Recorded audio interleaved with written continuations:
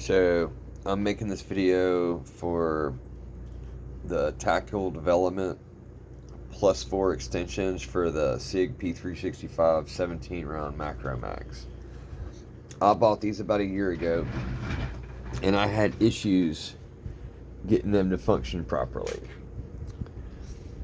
And they said what happened is the follower kept getting stuck at the transition point.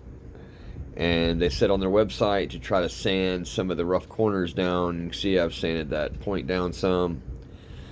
And I got them to where they fed properly with the factory spring, with the OEM springs in it. But they weren't feeding properly because the springs weren't powerful enough. So I put the plus power springs I got with them in there.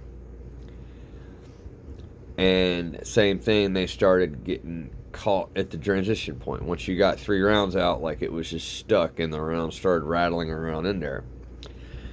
I have tried a 320 follower just because it's more rounded off. I thought it might be a better fit. And what I actually wound up doing, I had the pieces to it. I can't believe it took me forever to think about it. So I had a couple of the 12 round P365 mags that came with my X and my XL, and I had swapped those out with the mag guts to make them 14+1s, and that replaced the spring, the follower, and the base plate. So what I wound up doing to get these to work was I used the black follower out of the 12 round mag with the plus power springs to actually make this where they feed and don't catch down here at the bottom. Like they weren't never dependable until now. I've got this worked out. I can't believe it took me that long to think of it because I had all the pieces here. With the plus power spring, I can only get 20 in here.